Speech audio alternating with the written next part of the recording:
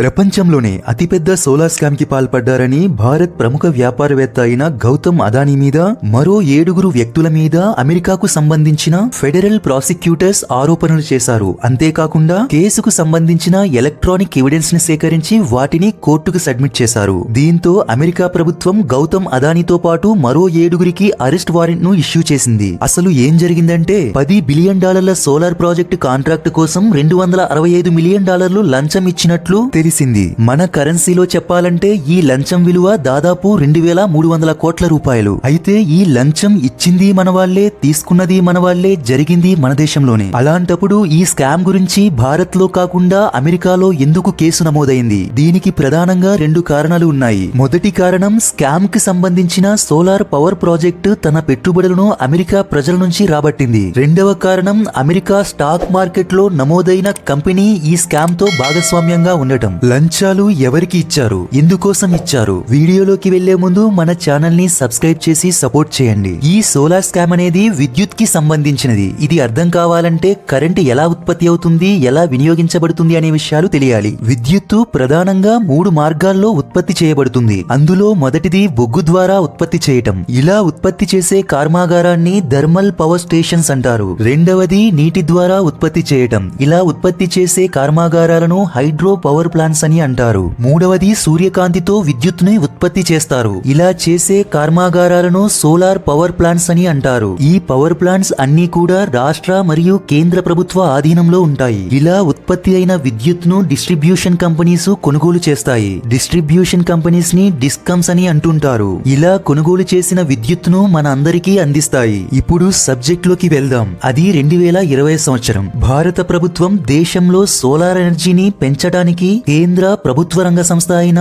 Solar energy corporation of India SECI ఆ బాధ్యతను అప్పగించింది. సెకీ ద్వారానే రాష్ట్ర ప్రభుత్వాలు సౌర విద్యుత్ని కొనాలి. అయితే రాష్ట్ర ప్రభుత్వాలన్నిటికీ సౌర విద్యుత్ని అందించే కెపాసిటీ సెకీ దగ్గర లేదు. దాంతో ప్రైవేటు రంగ సంస్థలను టెండర్లకు పిలిచింది. టెండర్ ను అదానీ గ్రూప్ కి చెందిన అదానీ గ్రీన్ ఎనర్జీ లిమిటెడ్ మరియు అమెరికాకు చెందిన అజూర్ పవర్ సొంతం చేసుకున్నాయి. టెండర్ లో భాగంగా 12 గిగావాట్ల విద్యుత్ను సరఫరా చేయాలి. అందులో 8 గిగావాట్లు అదానీ పవర్ నుంచి, 4 గిగావాట్లు అజూర్ పవర్ నుంచి సెకీకి సరఫరా చేసేట్లు ఒప్పందాలు కుదుర్చుకున్నాయి. ఇలా ఈ 2 కంపెనీలు ఉత్పత్తి చేసిన సౌర విద్యుత్తుకు 1 యూనిట్ కి $2.5 ఛార్జ్ చేశాయి. కానీ ఆ రేటుకు రాష్ట్ర ప్రభుత్వాలు సెకీ నుంచి విద్యుత్ను కొనుగోలు చేయడానికి సుముఖంగా లేవు. అలా అని యూనిట్ రేట్ ను తగ్గిస్తే ఆ 2 సంస్థలు లాభాలను ఆర్జించలేవు. ఈ రేటు విషయంలో సెకీ అనేది బాధ్యత వహించదు. ఇది కేవలం వినియోగదారులకు మరియు సంస్థలకు మధ్య ప్రాతినిధ్యం వహిస్తుంది. దీంతో ఈ అతిపెద్ద స్కామ్ కు ఇక్కడే బీజం పడింది. దీంతో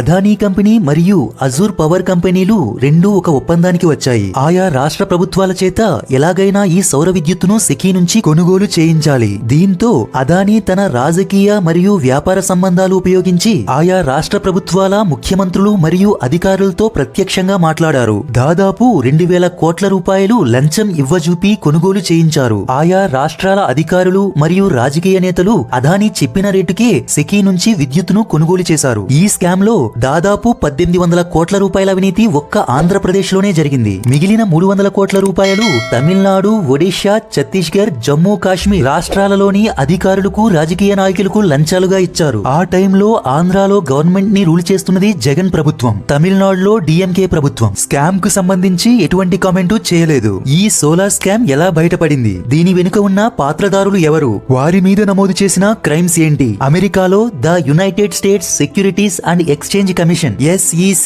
ఈ మొత్తం స్కామ్ కు సంబంధించిన సమాచారాన్ని బయటపెట్టింది. అంతేకాకుండా గౌతమ్ అదానీతో పాటు మరో 7 నేరస్తులుగా చేర్చి న్యూయార్క్ కోర్టులో కేసు వేసింది. నిందితుల వివరాలు: Gautam Adani, Adani green energy chairman. Number 2 Sagar Adani, ఈయన గౌతమ్ అదానీ మేనలుడు మరియు అదానీకి సంబంధించిన గ్రీన్ ఎనర్జీకి డైరెక్టర్. నెంబర్ 3 వినీత్, ఈయన green energy CEO. Number 4 Rupesh Agarwal, azure power director. Number 5 Ranjit Gupta, azure power CEO. ఇంకా సిరిల్, సౌరభ్, దీపక్ వీరందరూ అజూర్ పవర్ కు సంబంధించి ఎంప్లాయీస్. ఈ కేసుకు సంబంధించి ఎలక్ట్రానిక్ ఎవిడెన్స్ గా సాగర్ అదానీ సెల్ ఫోన్ లోని అతి ముఖ్యమైన వివరాలు, లంచం ఎలా తీసుకున్నారు, ఎవరెవరు తీసుకున్నారు, హవాలా ఎలా జరిగింది అనే ఆధారాలను సబ్మిట్ చేశారు. ఈ లంచాలకు సంబంధించి ఆయన దగ్గర ఎక్సెల్, పవర్ పాయింట్ ప్రెజెంటేషనే ఉంది. కోడ్ లాంగ్వేజ్ ను యూజ్ చేసినట్లుగా తెలుస్తోంది. అదానీను SAG గా, mister A, numero uno, the big man గా అనే కోడ్ నేమ్స్ తో ట్రాన్సాక్షన్స్ ను జరిపినట్లు తెలుస్తోంది. వీరంతా ఎలాంటి నేరాలకు పాల్పడ్డారు? SEC రిలీజ్ చేసిన నోట్ ఆధారంగా వీరంతా 5 రకాల క్రైమ్స్ కు పాల్పడ్డారు. Number 1, foreign corrupt practices act. ఈ చట్టం ప్రకారం ఏ కంపెనీ అయినా అమెరికాలో నిధులు సమకూర్చాలంటే నిజాయితీగా వ్యాపారం చేసే కంపెనీ అయి ఉండాలి. అంటే దాని ట్రాక్ రికార్డ్ చాలా క్లియర్ గా ఉండాలి. అలా సైన్ చేస్తేనే ఆ కంపెనీ అమెరికాలో వ్యాపారం చేయగలదు. ఈ చట్టం మీరితే ఎంతటి వారికైనా అరెస్ట్ వారెంట్ జారీ చేయబడుతుంది. ప్రస్తుతం సోలార్ ప్రాజెక్ట్ స్కామ్ లో జరిగింది ఇదే. దాదాపు 2,000 కోట్ల రూపాయలు లంచాలు ఇచ్చి అవినీతి చేసినట్లు ఆరోపణలు ఎదుర్కొంటున్నారు. ఇక మిగిలిన క్రైమ్స్ వరుసగా falls promises, bond misuse, evidence manipulation, misleading investors, obstructing to the investigation, SEC, FBI, US department of justice ఇలా అన్ని కోణాల్లోనూ న్యూయార్క్ లోని కోర్టులో కేసు వేయబడింది. అమెరికా ఎందుకు ఈ కేసును ప్రతిష్టాత్మకంగా తీసుకుంది? దీనికి కారణం ఈ స్కామ్ కు సంబంధించిన సోలార్ ప్రాజెక్టు కు సంబంధించి పెట్టుబడులను అమెరికా ప్రజల నుండి బాండ్స్ రూపంలో తీసుకొచ్చారు. రానున్న 20 సంవత్సరాలలో 16,800 కోట్ల రూపాయలు లాభం వచ్చే విధంగా సోలార్ ఎనర్జీతో ఒప్పందం చేసుకున్నామని చెప్పి అదానీ గ్రీన్ ఎనర్జీ దాదాపు $600 మిలియన్ బాండ్స్ రూపంలో సమీకరించాలని చూసింది. అప్పులు ఇచ్చేందుకు, బాండ్స్ కొనేందుకు అమెరికా ప్రజలు ఆసక్తి చూపారు. అయితే ఈ స్కామ్ బయటపడటంతో దీని నుంచి విరమించుకున్నారు. కానీ ఇప్పటికే 25,000 కోట్ల రూపాయలు సమీకరించేశారు. ఈ స్కామ్ గురించి తెలిసిన వెంటనే అదానీ షేర్లు 20% నష్టాలు చవిచూశాయి. అంటే దాదాపు 2 లక్షల కోట్ల రూపాయలు ఒక్క రోజులో ఆవిరైపోయాయి. అమెరికా కోర్టులో ఈ కేసుపై విచారణ జరగబోతుంది. ఎప్పటిలానే ఇవి కూడా ఫాల్స్ ఎలిగేషన్స్ అని అదానీ గ్రూప్స్ నుంచి ప్రకటన వచ్చింది. కాంగ్రెస్ చీఫ్ రాహుల్ గాంధీ అదానీని వెంటనే అరెస్ట్ చేయించాలని డిమాండ్ చేశారు. ఈ స్కామ్ కి సంబంధించి రాష్ట్ర ప్రభుత్వాల పాత్ర ఎంత ఉంది అనేది తెలియాల్సి ఉంది. నా ఎక్స్ప్లెనేషన్ నచ్చితే వీడియోని లైక్ చేయండి. మరిన్ని ఇంట్రెస్టింగ్ వీడియోస్ కోసం ఛానల్ ని సబ్స్క్రైబ్ చేయండి. Thanks for watching.